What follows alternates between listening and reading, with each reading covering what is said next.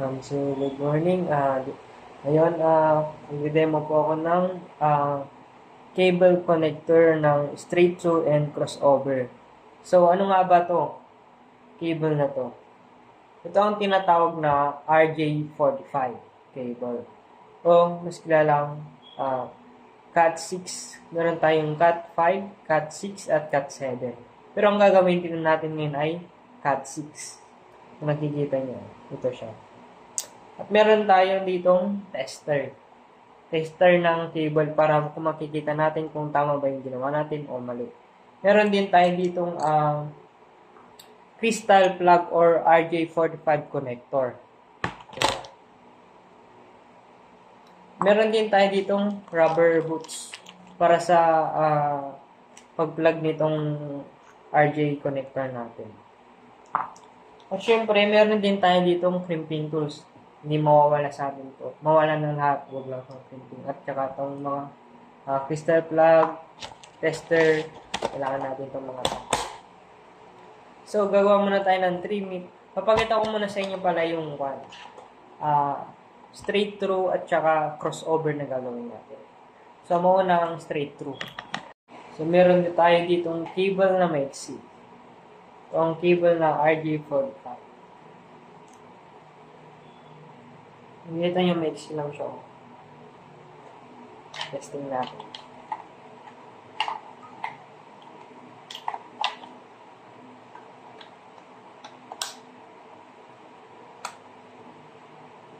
One, 2, 3, 4, 5, 6, 7, 8. G. Meron din tayo ditong mahabang straight through na connector na mahaba. Ito siya. Mahaba, di ba?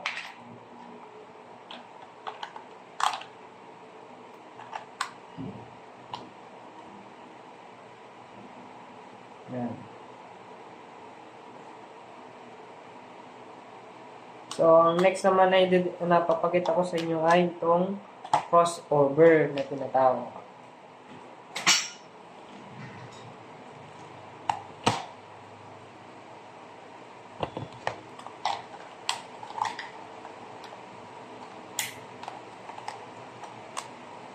Makikita nyo, one-one, nagbabaligtaran sila. Oops. Yan. Ulit. Yan.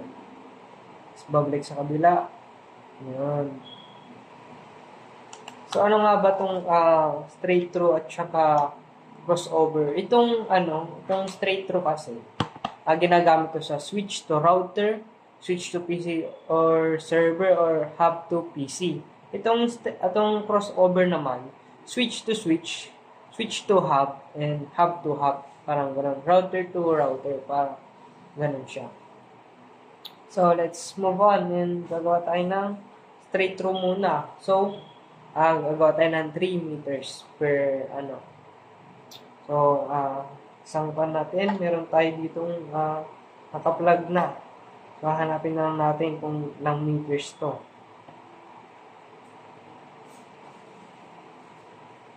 1 meter, 1. Tignan natin kung tama. 1.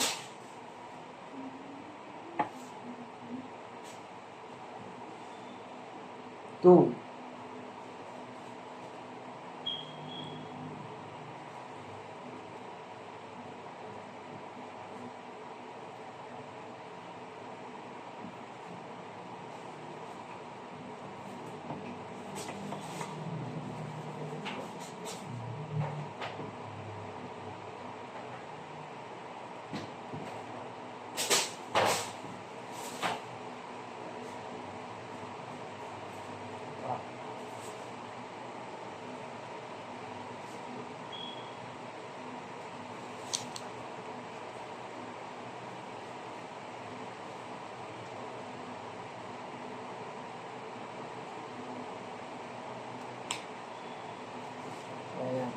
Ayan naman, itong crimping tool gagamitin natin para pang-cut dito.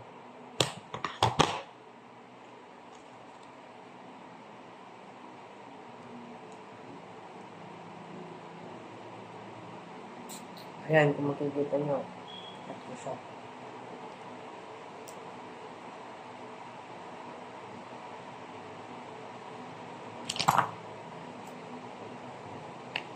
At syempre, kakat din natin yung nasa gitna. Ito kasi hindi natin ito kailangan ito yung kakat natin.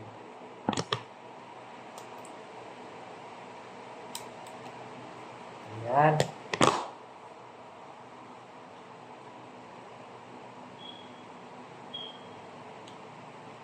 Ngayon naman, gagawa tayo ng straight through. So, mauuna, kailangan muna natin tanggalin itong lahat ito. Kasi magkakadikit ito lahat.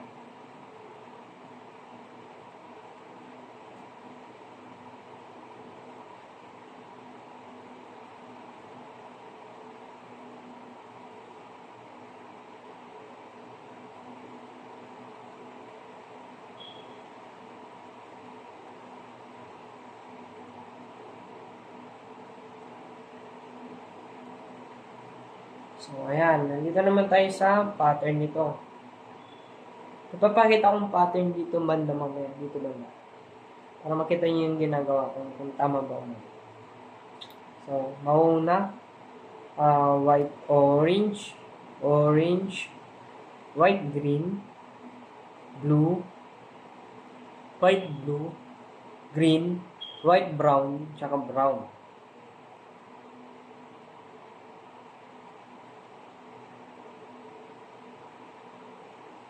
Ngayon, kailangan natin i-hold ng grip nito tapos i-straight natin siya. Bago natin ilagay sa RJ45 connector or tinatawag na crystal plug.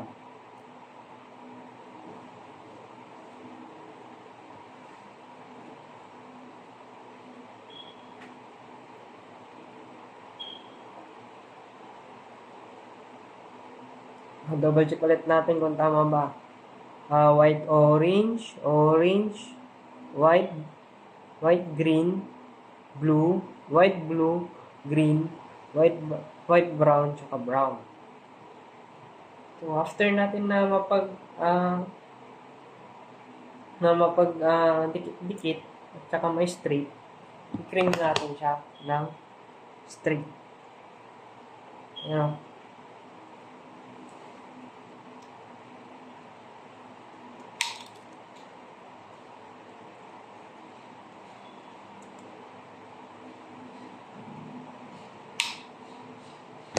Natin siya ilalagay dito sa RJ45 connector.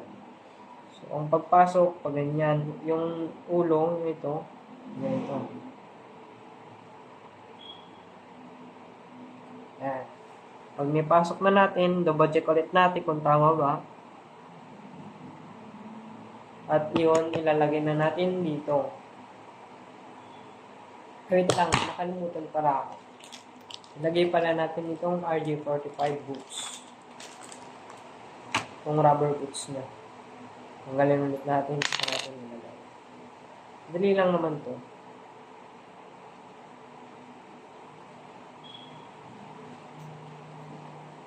Yan. Sulitin natin. White, orange. Orange. White, green. Blue, white, blue, green, white, brown, saka brown.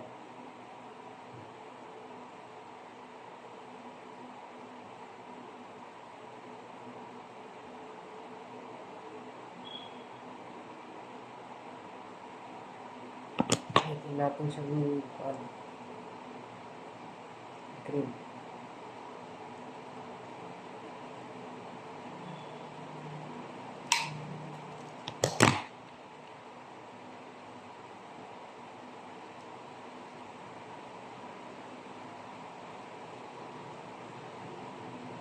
After that, kailangan na natin gamitin itong nasa taas. Ito.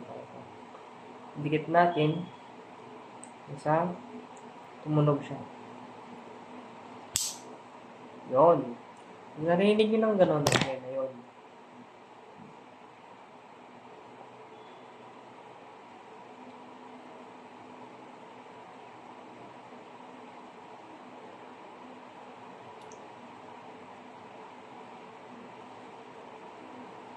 Palagay natin itong RJ45 rubber. Yan. So, yun ang magiging itsura niya. Ilamin tayo. Ayan.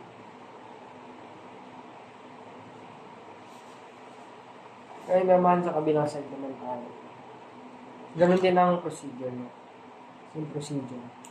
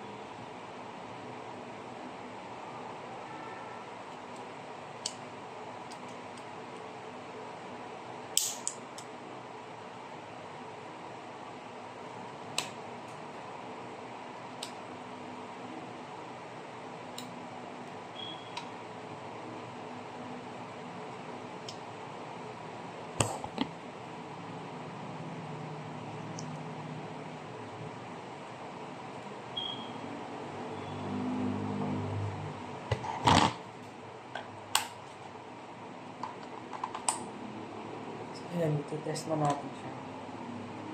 Ano ba? Yan ang straight through.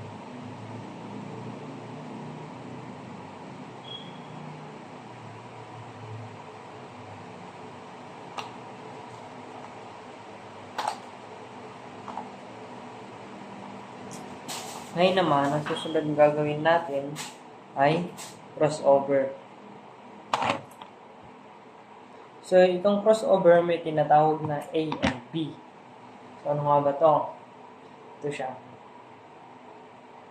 Tumanda sa taas. So, same procedure. Magpuputol tayo ng 3 meters.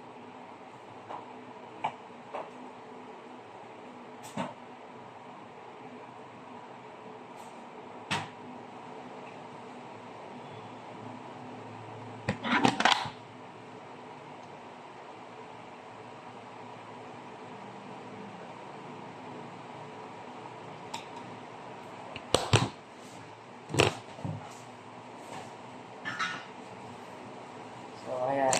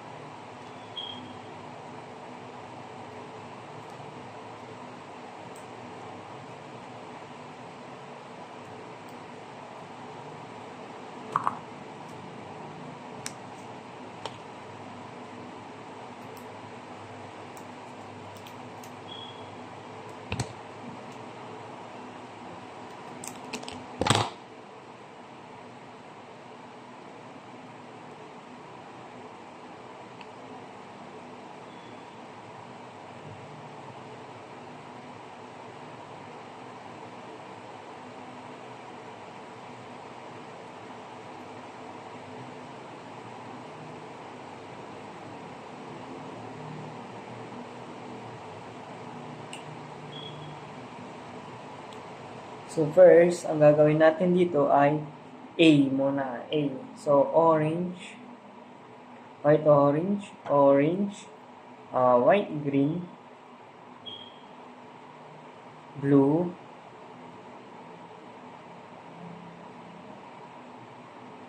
white, blue, green, saka tong white, brown, and brown. So, ayun siya. Hindi ba? Ulit.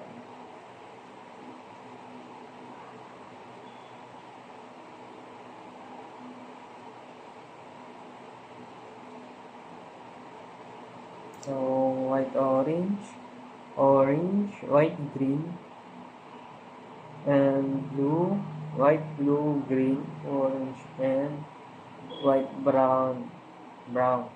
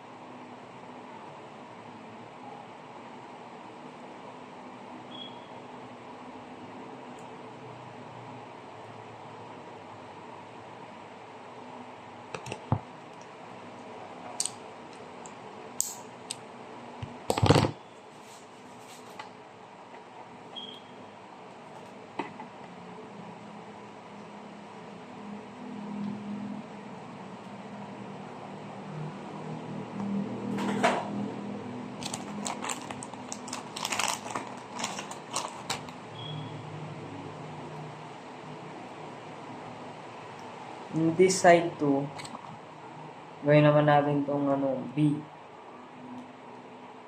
Parang ganun din na siya, pero may babaguhin mo pa.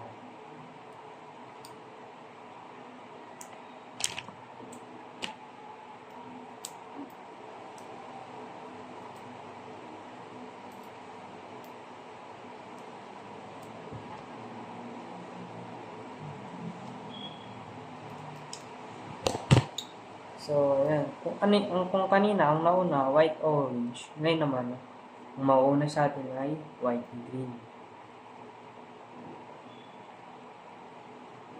At itong white-green siya mapupunta sa pwesto ng white-orange kanina. Ngayon naman, yung white-orange siya mapupunta sa pwesto kanina ng white-green.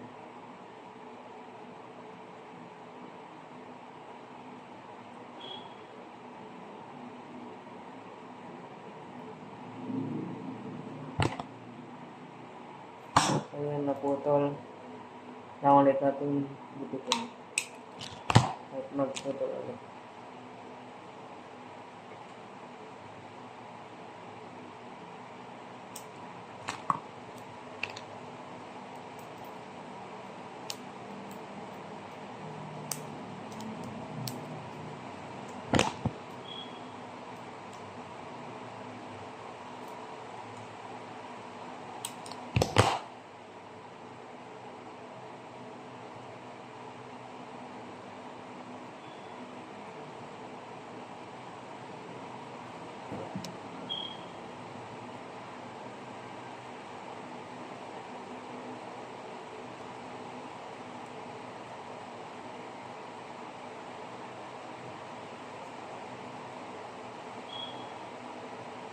Ayan. So, white, green, green,